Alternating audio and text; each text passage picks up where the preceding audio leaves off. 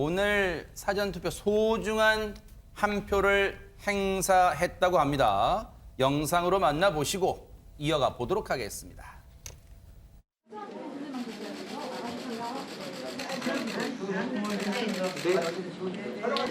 감사합니다.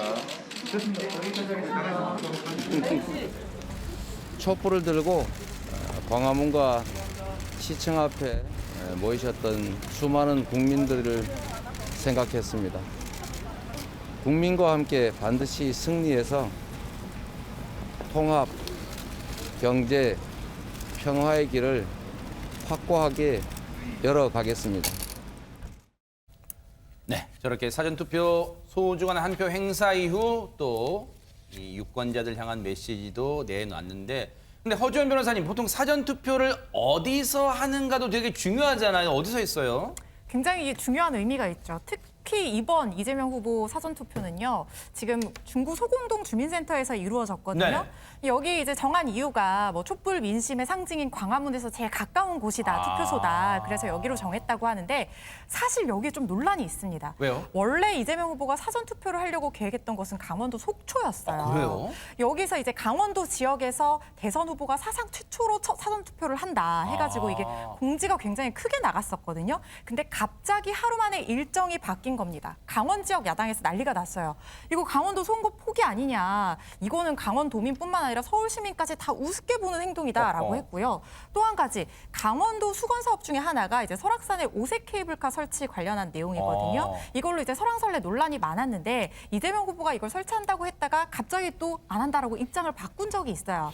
이번 투표소 문제도 그렇고 강원도 이 오색 케이블카 문제도 그렇고 강원도가 시도 때도 없이 뒤집어도 되는 호떡인 줄 아느냐라고 하면서 강원도에서 사전투표한다 했더니 진짜 하는 줄 알더라 이런 마음이냐라고 하면서 이제 강원 지역 야당에서는 해명을 요구하고 나섰습니다. 요거는 권지웅 위원장님 얘기를 좀 들어봐야 될 것 같아요. 왜 그랬을까요? 이제 조금 이 장소를 바꾸면서도 이런 우려가, 이런 반응들이 나올 걸 좀 예상했을 것 같은데요. 네.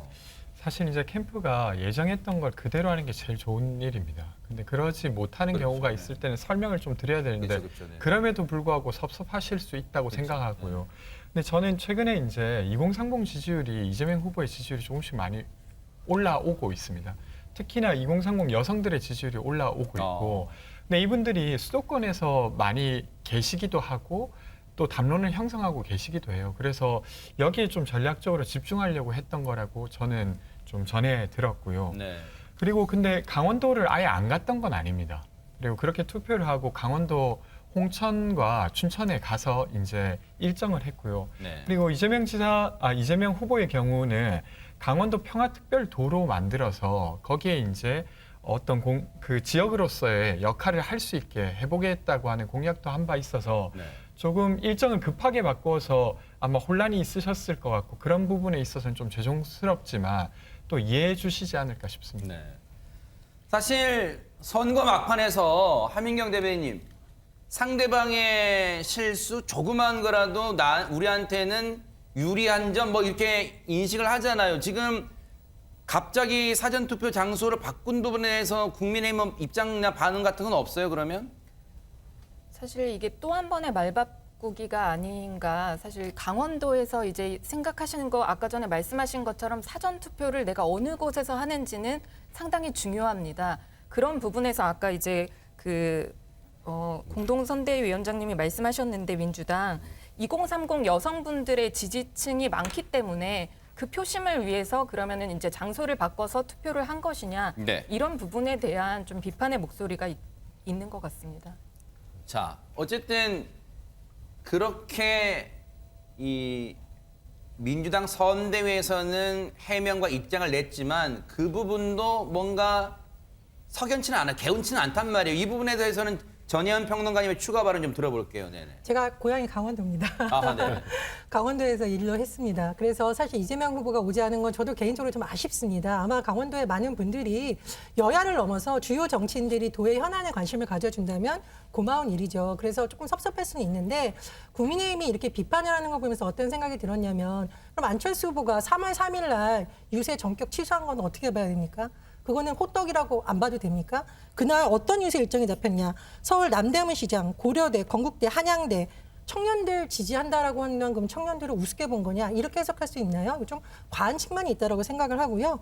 윤석열 후보도 2월 27일 후보 단일화 관련한 사실상의 결렬 입장 낼 때 경북 포항 유세 취소해서 지역에서 난리가 났었어요. 그러니까 이런 부분은 뭐 해석의 영역이긴 합니다만 본인들도 그런 전략이 있다면 그런 사정이 있다라는 것도 서로 봐야 된다고 생각을 하고요. 네. 두 번째로 국민의힘에서 지금 정의당의 여영국 대표에게까지 선대위 관련한 임명장을 보냈다고 하는데 그것도 2번이나 보냈다. 그래서 국민의힘은 선대위의 임명장을 종이 쪼가리나 혹시 호떡 싸는 종이로 하는 게 아닌가라는 비판이 나오고 있습니다. 이 부분은 상대당에 대한 예의 측면에서도 좀 조심해야 되지 않을까 그런 생각이 드네요. 관련해서 정의당이 발끈했어요. 우롱하는 거냐 그런 얘기를 입장을 내놨습니다. 그런데 어쨌든 이런 비판적인 또 서운한 이 입장을 의식을 안 할 수가 없잖아요. 그래서 앞서 우리 권지웅 위원장님 얘기처럼 급거 강원도로 방향을 틀었어요. 사전투표 한 다음에 그 장면도 좀 보시고 이어가 보도록 하겠습니다. 우리가 원래 홍천은 방문 일정이 없었는데 제가 우겨가지고 반드시 홍천을 가야 된다. 우리 강원도가 사는 길, 홍천군이 사는 길은 두 가지가 있다고 봐요. 첫째는 국가가 홍천도 살 수 있게, 지방도 살 수 있게 만들어주는 것이다. 동의하십니까, 여러분? 그리고 또 중요한 거 있습니다. 군사 도발 위험을 최소화하는 것이다. 맞습니까, 여러분? 그러면 딱 답은 나왔지요. 저렇게 또 강원도 표심을 또 다독이고 달래기 위해서도 강원도 갔어요. 그런데 오늘 사전 투표를 하신 뭐 여러 이제 주요 정치인들이 있는데 문재인 대통령도 소중한 한 표를 사전 투표로 행사를 했습니다. 그런데 사전 투표를 하고 나서 SNS에 이제 어떤 글을 올렸나 봐요. 근데 그 글이 지금 뭐 국민의힘 측에서는 뭐 논박하고 있다는데 대체 어떤 글을 올렸을까요? 백성원 변호사님. 아마 제가 설명드리면 에이 국민의힘이 너무했네라고 생각하실 것 같아요. 먼저 설명드리겠습니다. 민주공화국의 주권자로서 국민 모두 신성한 투표권 행사에 참여하기 바란다. 여기에 민주공화국이 들어가죠. 그다음에 더 많은 민주주의를 만들 수 있다. 여기에 또 민주주의가 들어가고 네. 우리의 민주주의는 영원할 거야. 이제 민주라는 단어가 3개 들어갔으니까 네. 사실상 민주당의 투표를 독려하는 행동 아니냐 이렇게 얘기를 한다는 거예요. 그러니까 여기까지 보면 비판받으면 한데 제가 왜 이 얘기를 먼저 했냐면 네. 국민의힘에서 왜 이런 얘기까지 할까요? 얼마 전에 3.1절 기념식에서도 DJ 정부가 첫 민주정부라는 표현을 쓰셨고 그러니까 YS 정부는 민주정부가 아닌 것 같은 뉘앙스로 말씀을 하셨습니다. 그러니까 이것도 역시 어찌 보면 지금 국민의힘의 전신과 관련되어 있기 때문에 그런 표현을 쓴 게 아니냐라는 그런 이제 국민의힘 쪽의 해석이 나오고 있고 그 전에 문재인 대통령이 그 전에 다른 대통령들을 하지 않았던 이 선거 기간 동안에 군산에 방문하시다거나 아니면 TK 지역을 찬다거나 지역을 찬다거나 그게 뭔가 국민의힘 쪽에서 보면 자꾸 이 선거에 개입하는 것 같은 그런 느낌을 주는 상황에서 이런 글까지 올라오니까 제가 처음부터 그랬지만 이것만 가지고 그렇게 얘기하면 좀 억측이다라고 생각이 듭니다만 그 정도로 국민의 입장에서는 문재인 대통령의 지금까지의 이 선거 과정에서 행보에 뭔가 의심의 눈초리를 보내고 있기 때문에 이런 얘기까지 나온 것 같습니다. 이거는 권지웅 위원장님 네. 얘기 들을게요. 네네. 네, 일단 말씀하시면서도 이거 억측 같다라고 이야기하실 만큼 억측에 가깝지 않습니다. 이것만 가지고 그렇지만 다 합쳐보면 아니다라는 얘기입니다. 네, 취지. 근데 이제 3.1절 민주공화 기념사까지 포함해보면 네. 뭔가 국민의힘 측이 문제 제기하는 게 이해가 된다. 이제 그렇게까지 말씀하셨어요. 네네. 저는 그 부분이 되려 이제 피해의식이 있는 것 같다는 생각이 들고요. 그러니까 민주공화국이라는 건 그냥 헌법에 나와 있는 말입니다. 근데 그걸 썼다고 그리고 민주주의란 말을 쓰지 못하게 할 정도로 국민의힘이 막혀 있다고 저는 생각하진 않고요. 이런 일이 여러 번 있었죠. 예를 들면 지금 코로나 상황으로 소상공인들이 매우 어렵습니다. 하루하루가 어렵기 때문에 빨리 방역지원금을 지급해야 되는데 이런 걸 지급하면 그러니까 정부가 해야 될 일을 하면 그것이 또 선거에 개입하는 거다라고 말합니다. 방역과 관련된 것들을 준비하고 예측하면 그것이 또 선거에 개입하는 거라고 말하는 건 저는 선거를 하는 동안 그러면 정부가 멈춰야 됩니까? 아무것도 하지 않고 100만 명이 넘는 행정 공무원이 있고 600조에 달하는 돈을 써야 되는 이 행정부가 멈춰야 된다고 주장하는 게 아니라고 하면 저는 문재인 정부의 지지율이 높은 게 무서워서 이렇게 뭔가 연결되는 걸 어떻게든 끊어보려고 네. 하는 국민의힘의 어떤 되게 조약한 어떤 노력이 아닌가 이런 생각까지도 듭니다. 사전투표 오늘 소중한 한 표 행사한 사람은 또 있습니다. 윤석열 후보인데 윤석열 후보의 사전투표 모습 보시고 이어가 보도록 하겠습니다.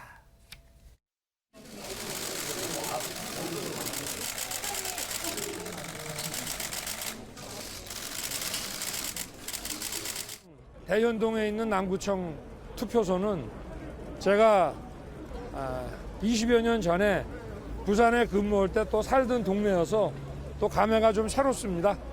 이 정권을 교체하고 새로운 희망을 찾기 위해서는 좀 많은 국민들께서 사전투표에 참여해 주시기를 부탁드립니다. 저렇게 사전투표 소중한 한 표를 행사했어요. 부산 가서 했습니다. 그런데 오늘이 윤석열 후보 개인적으로는 뭔가 글쎄요. 남다른 의미가 있는 날이었는데 대체 무슨 날이에요? 그러면 하민경 대변인님. 오늘이 우연히도 윤석열 검찰총장으로 계실 때 사퇴한 지 딱 1년째 되는 날이었습니다. 그래서 윤석열 후보가 사전투표를 하면서 감회를 이제 설명을 하면서 검찰청 정문을 나오면서 어느 곳에 있더라도 이 나라의 자유민주주의와 국민 보호에 최선을 다하겠다고 말씀드렸는데 그 말이 이제 떠오른다 이렇게 말을 했고요. 그리고 또 이제 아까 말씀한 것처럼 국민 보호라는 거 아까 전에 이제 코로나 말씀하시고 했는데 네. 제가 이제 변호사로서 소상공인에 관해서 이제 법률이 없었기 때문에 손실보상에 대한 규정이 없었기 때문에 법상으로 이게 저희가 국가 배상 청구를 할 수밖에 없었습니다. 그 소송을 지금 진행 중이지만 아직도 정부에서는 기일을 잡지 않았습니다. 한 번도 출석하지 못했습니다. 그리고 지금 하고 있는 것이 방역 패스 철회 소송을 하고 있습니다. 그리고 첫 행정 소송을 해서 저희가 일부 인용을 받았습니다. 그렇지만 지금 행정부 사실은 정부에서는 코로나에 대해서 보건복지부 책임이 사실 아니라고 그렇게 답변서가 와서 소송 대리인으로서 사실 너무나 깜짝 놀랐습니다. 그럴 정도로 지금 정부에서는 내가 사실 처분을 한 게 아니다. 방역 패스까지도 그런 책임을 사실 떠넘기고 있는데 그럼에도 불구하고 지금 갑자기 선거를 며칠 앞두고 철회가 아니라 방역 패스에 대해서 잠정 중단을 했습니다. 그렇게 된다는 것은 어떻게 되느냐. 정부가 마음대로 언제로 정했는 그 날짜 저희가 기다렸다가 그때 또 다시 방역 패스를 하겠다라고 하면 저희는 따라갈 수밖에 없습니다. 그런 부분에 대한 지적이고 그리고 또 코로나 확진자가 정말 많이 나오고 있습니다. 그럼 그때 상황이 어떻게 될지 모르고 바로 정부가 진짜 발표를 하고 내일 0시부터 오늘 밤 자정부터 발효가 되는 그런 명령들을 계속 하기 때문에 이런 상황에서 정말 정부가 국가를 정말 국민들을 보호를 한다라고 하는 게 사실 얼마나 큰 의미가 있는지 다시 한번 생각을 해봅니다. 그 부분 저희가 또 차제히 짚어볼게요. 방역 패스 관련해서는 아마 후보들의 입장도 다르니까요. 자, 그런데 앞서도 보면 이재명 후보도 그렇고 윤석열 후보도 그렇고 소중한 한 표 사전 투표를 할 때 나홀로 투표라고 이제 언론들이 이름을 붙였어요. 왜? 배우자가 옆에 이제 같이 동행해서 투표를 하지 않았기 때문에. 그런데 김혜경 씨 모습은 이제 포착이 오늘 언론에 안 됐는데 김건희 씨 모습이 포착이 됐다면서요, 허주연 변호사님. 네, 오늘 오전 김건희 씨가요, 윤석열 후보와 따로 서초동 인근, 자택 인근의 주민센터에서 투표를 했습니다. 사전 투표를 했고요. 최지현 대변인 동행했다고 하는데요. 국민의힘 당색인 빨간 스카프 두르고 빨간 양말을 신는 모습이었다고 하고요. 비닐장갑 끼고 기표소에서 기다리는 내내 굉장히 무표정한 얼굴이었다고 합니다.